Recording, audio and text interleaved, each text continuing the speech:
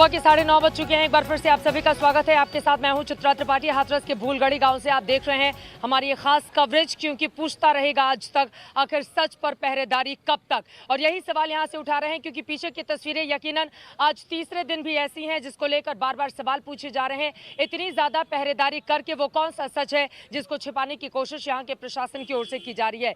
इतनी ज्यादा पुलिस बलों की मौजूदगी, ऐसा लग रहा है पूरा का पूरा हाथरस का पुलिस का अमला इसी गाँव में लगा दिया गया है और बाकी शहर छोड़ दिया गया है। आखिर इस तरह की स्थिति क्यों यहां पर बनाई गई है? पीछे की तस्वीरें आपको दिखाते हैं। आप देख पाएंगे कि भारी तादाद में यहां पर पुलिस बलों की मौजूदगी है और चारों तरफ बैरिकेड्स कर दिए गए हैं। अंदर किसी की एंट्री नहीं दी जा रही है।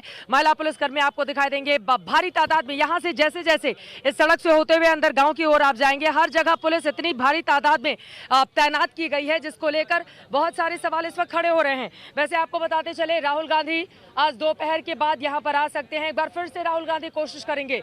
कांग्रेस पार्टी के पूर्व अध्यक्ष की ओर से ये कहा गया है अपने सांसदों के साथ वो निकलेंगे राजधानी दिल्ली से। हालांकि परसों भी आने की उन्होंने कोशिश की थी, लेकिन उसमें प्रशासन ने कामयाब नहीं होने दिया था।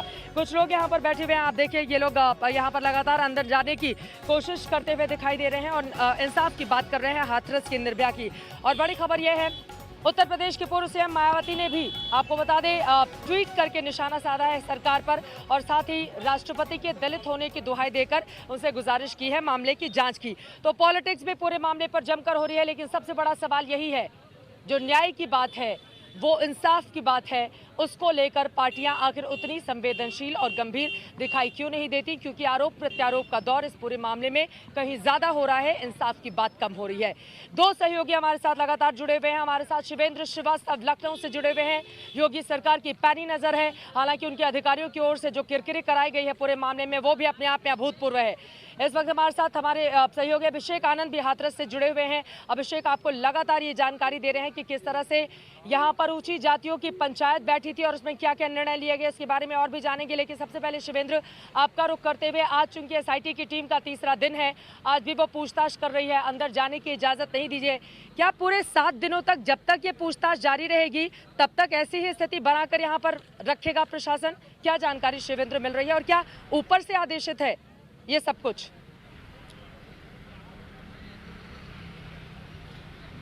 देखिए, ऊपर के आदेश के बगैर यूपी में अदरवाइज भी कुछ नहीं होता और उसी का नतीजा है कि इतनी संवेदनशील मुद्दे पर भी पुलिस की कोशिश ये है कि किस तरह से उसको किले में बदल दें ताकि इस पर कोई विपक्षी पार्टियां और मीडिया न पहुंच पाए। रही बात एसआईटी जांच की, तो एसआईटी जांच के 2 दिन पूरे हुए हैं, तीसरा दिन आज शुरू हुआ है। 7 दिन में रिपोर्ट दी जानी है और जब तक ये रिपोर्ट नहीं जाएगी, जब तक ये जाँच पूरी नहीं होगी, तब तक स्थिति कमोवेश यही बनी रहने वाली है। वहाँ पर किसी को जाने की इजाज़त नहीं होगी और इसमें जिस तरह के टेस्ट, नार्को टेस्ट करने की बात है, पूछताछ की बात है, उससे ये दिखाने की, ये जानने की कोशिश है कि क्या वाकई इस पूरे मसले में जिस तरह के आरोप पुलिस पर लग रहे हैं उसी तरह की बातें सच हैं या फिर इसमें कुछ और है। इसी के चलते पीड़ित परिवार का भी होना है, क्योंकि लगातार पुलिस के अधिकारी कह रहे हैं और हमारे जो सूत्र बता रहे हैं वो ये कि पीड़ित परिवार कहीं ना कहीं कुछ छुपा रहा है, ऐसा शक है पुलिस को और इसीलिए पुलिस उनका भी नार्को टेस्ट करना चाहती है, जिससे कि पता चल सके कि जो बोल रहे हैं वो सच बोल रहे हैं। क्या वो अधिकारी जिन्होंने क्रिमिनेशन किया वो लोग सच बोल रहे हैं, ये भी जानने की कोशिश होगी। और इन सब बातों के लिए ही ये पूरा नार्को टेस्ट और तमाम चीज़ें की जा रही हैं।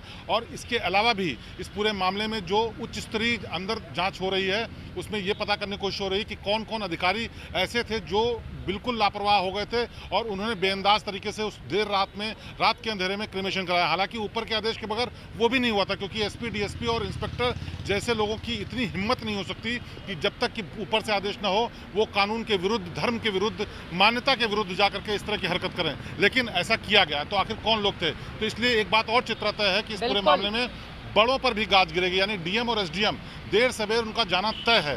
वो कब आदेश होगा ये देखने की बात है, क्योंकि जितनी देरी आप करते हैं न्याय लेने में, एक्शन लेने में, उतनी देरी से आपको डैमेज होता है, उतना डैमेज होता है। और इसी का और एसडीएम की गुंडागर्दी की तस्वीरें तो पूरा देश देख रहा है।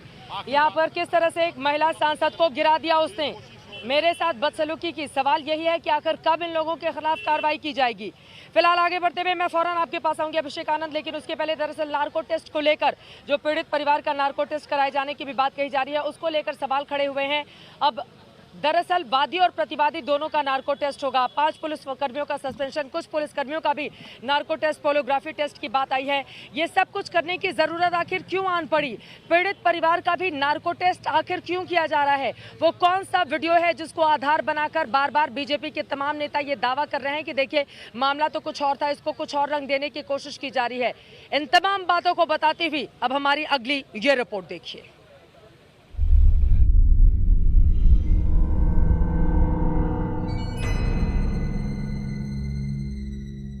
हाथरस केस में यूपी सरकार का बड़ा फैसला। पुलिस और पीड़ित परिवार का होगा नार्को टेस्ट। पीड़ित परिवार के नार्को टेस्ट पर उठे सवाल। पीड़ित परिवार का नार्को टेस्ट क्यों? अमूमन किसी आपराधिक गुत्थी को सुलझाने के लिए आरोपियों का नार्को टेस्ट किया जाता है, लेकिन हाथरस केस में एसआईटी की सिफारिश पर योगी सरकार ने एक बड़ा फैसला लेकर सबको हैरान कर दिया। ये फैसला है कि पुलिस वालों और पीड़ित परिवार के पॉलीग्राफी और नार्को टेस्ट का। खुद पीड़िता और पीड़िता के परिवार के बयानों के वीडियो सामने आए हैं। शुरुआती वीडियो में पीड़िता ने गैंगरेप की बात नहीं कही। वारदात के 8 दिन बाद के वीडियो में गैंगरेप का आरोप है। क्या हुआ? किसने मारा है आपको? हाँ? किसने? और अच्छा, किस बात को लेकर? कोई बात नहीं। फिर अब मैं ले रही थी तो अंदर ले गया मुझे और गला दबा दिया। मेरी जबरदस्ती करने की कोशिश की, सोचते गला दबा दिया। क्या कोई रंजिश चल रही है? उस दिन जिस दिन आपकी चोट लगी है उस दिन रेप हुआ है? अच्छा, दोनों ने किया था, कोई और भी था? वो दोनों थे और बाकी सब भाग गए थे। अच्छा, बाकी सब भाग गए थे। मम्मी को देखते ही। अच्छा, मम्मी को देख के भाग गए थे। तो आप उस समय होश में थे? थोड़ा सा होश था। थोड़ा सा होश था। अच्छा, तो रेप हुआ आपके साथ। उसके बाद क्या किया? और मेरी मम्मी ने मुँह में पानी डाला तो पूछी नहीं क्या हुआ। इसी तरह पीड़ित परिवार की तरफ से 2 तरह के बयान सामने आए। बात है कि मैं मेरी बहन और मम्मी हम लोग चारा लेने गए थे। तो चारा मैं तो घर पे डालने गया था। मम्मी मेरी घास खोद रही थी, मेरी बहन भी खोद रही थी। तो मम्मी थोड़ी आगे चल के खोद रही थी और बहन थोड़ी पीछे थी। तो ठाकुर का लड़का एक संदीप नाम का मेरी बहन को उसने गला घोट कर मारने की कोशिश की। कि लड़की के साथ बलात्कार नहीं हुआ है। मैं आपको हमेशा से एक ही बात बोल रहा हूँ, 14 तारीख से लेके 22 तारीख को मेडिकल जांच होती है। उसके बाद जो रिपोर्ट आती है तो आप बताइए उसमें क्या मिलेगा आपको? कुछ वो भी फोरेंसिक जांच नहीं हुई थी। वो भी फोरेंसिक जांच नहीं हुई थी। दरअसल पोस्टमार्टम, मेडिकल और फोरेंसिक रिपोर्ट के आधार पर पुलिस गैंगरेप के आरोपों से इनकार कर चुकी है। हालांकि पहले पुलिस प्रशासन की तरफ से कहा गया था कि पीड़िता के बयान के आधार पर गैंगरेप की धारा एफआईआर में जोड़ी गई है। मैं बताया था कि उसकी माँ और वो खेत पे काम कर रही थी, चारा काटने गई थी, तो किसी ने उसको मारने की नीयत से, गला दबा करके मारने की नीयत से उस पर हमला किया। और 14 तारीख को ही 307 और SC एक्ट में मुकदमा पंजीकृत किया गया। और पीड़िता के बयान के आधार पर गैंग रेप की धारा उसमें 376D उसमें बढ़ाई गई। और पीड़िता ने जो पहले एक अभियुक्त था उसके अलावा 3 और अभियुक्त के नाम बताए। जो विधि विज्ञान प्रयोगशाला की रिपोर्ट भी अब प्राप्त हो गई है, जिसमें यह स्पष्ट रूप से बताया गया है कि जो सैंपल एकत्रित किए गए थे उसमें किसी तरह का स्पर्म और शुक्राणु नहीं पाया गया। इन्हीं विरोधाभासी बयानों की वजह से एसआईटी ने नार्को टेस्ट की सिफारिश की थी, लेकिन बड़ा सवाल ये है कि नार्को टेस्ट मर्जी के बगैर नहीं हो सकता। फिर इस आदेश का क्या होगा? हाथरस से अभिषेक आनंद के साथ आज तक ब्यूरो।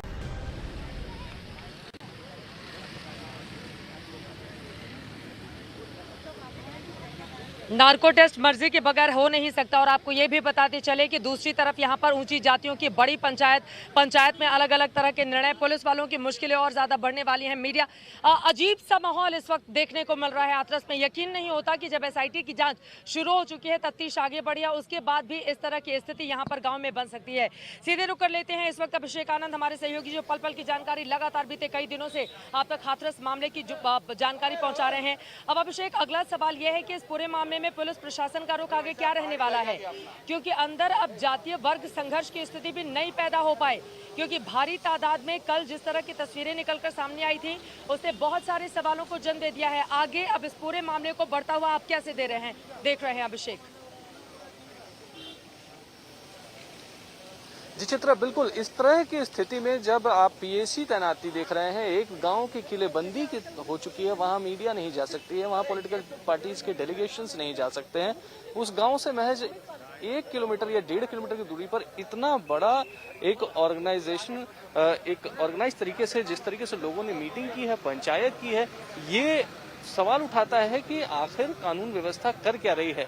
इतनी बड़ी भीड़, कभी भी किसी भी सिचुएशन में इतनी बड़ी भीड़ को हैंडल करना पुलिस के लिए बहुत मुश्किल होता है। चिंगारी भड़कते देर नहीं लगती है। जिस तरह से कास्ट डिवाइड यहाँ पर किया जा रहा है, जिस तरह से चीजें दो ध्रुवों में बांटने की कोशिश की जा रही है, उस पर नजर रखना बहुत जरूरी है चित्रा। बिल्कुल सही कहा आपने, उस पर नज़र रखना बहुत ज़्यादा ज़रूरी है। अब इसको हैंडल कैसे किया जाएगा, क्योंकि इसके पहले जमकर अपनी फजीहत आधी रात की अंधेर गर्दी के जरिए यहाँ की पुलिस करवा चुकी है। हालांकि पुलिस वालों को सस्पेंड तो कर दिया गया है जो लोग इसके लिए जिम्मेदार थे, लेकिन बड़े बड़े जो अधिकारी हैं वो कब नपेंगे, ये भी अपने आप में बड़ा सवाल है। शिवेंद्र, अब एक बार फिर से आपका रुख करते हुए, क्योंकि यहाँ पर ऐसा लग रहा था कि आगे आने वाले वक्त में जाँच के बाद SIT टीम के गठन हो जाने के बाद स्थिति थोड़ी नियंत्रित हो जाएगी, मामले में एक भरोसा जमेगा, लेकिन ऐसा दिखाई नहीं दे रहा है। SIT की टीम पूरे मामले को इन्वेस्टिगेट कर रही है, लेकिन CBI जांच की मांग अंदर से की जा रही है। आज तीसरा दिन है, अभी 4 दिन कल से और बाकी है जब SIT की टीम अपनी रिपोर्ट तैयार करके देगी, उसके बाद फास्ट ट्रैक कोर्ट में मामला जाएगा। लेकिन परिवार के भीतर एक असमंजस की स्थिति भी है और एक भरोसे की कमी भी दिखाई दे रही है। तो वो भरोसा सरकार कैसे पैदा करेगी, क्योंकि 7 दिनों की जांच के बाद परिवार अगर 8वें दिन ये कह देता है कि SIT ने जो जांच पड़ताल की है, दरअसल हमको उस पर भरोसा नहीं है, हमसे गलत तरीके से लिखवाया गया, जो कि इस पूरे मामले में लगातार हम देखते हुए चले आ रहे हैं पुलिस या लापरवाही पर, तो फिर 8वें दिन क्या होगा, ये भी अपने आप में बड़ा सवाल है। शिवेंद्र,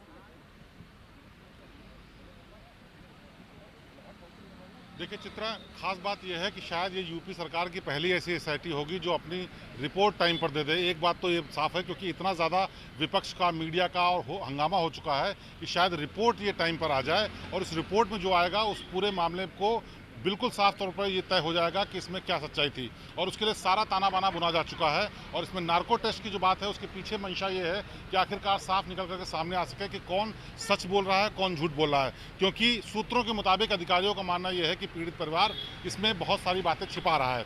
सूत्रों के मुताबिक ये भी बात तय है कि जो बड़े अधिकारी जो इस पूरे लापरवाही में और गलत तरीके से क्रिमेशन करने में शामिल थे, उन पर भी शक है कि आखिरकार जल्दबाजी उन्होंने क्यों दिखाई। ये सब चीज़ें जांच में सामने आ जाएंगी और उसके खिलाफ एक्शन भी किया जाएगा। DM और SDM का जाना तय है, शायद आज देर शाम तक ये एक्शन भी हो जाए। लेकिन हकीकत ये है कि इतने लंबे समय तक जो ये पूरा बवाल विवाद हुआ, उसके बाद जो सरकार की इमेज और सरकार की छवि को धक्का लगा है, उसके लिए आखिरकार जिम्मेदार कौन है, ये भी सरकार जानने की कोशिश कर रही है। और पीड़ित परिवार जो सबसे अहम कड़ी है इस पूरे मामले में, ये महत्वपूर्ण बात आपने कही है। सरकार की छवि को जो धक्का लगा है, उससे वो खुद को बचाएगी कैसे, ये अपने आप में बड़ा सवाल है। और यहाँ की स्थिति आगे आने वाले वक्त में और ज्यादा खराब नहीं हो, उससे कैसे निपटेगी सरकार, ये भी बड़ा सवाल है। ये बड़ी कवरेज हाथरस के भूलगढ़ी गाँव से लगातार जारी रहेगी। एक बहुत छोटे से ब्रेक के बाद हम फौरन लौट रहे हैं, लेकिन लगातार सवाल पूछता रहेगा आज तक इसी ग्राउंड जीरो से, आखिर सच पर पहरेदारी कब तक। आप देखते रहिए।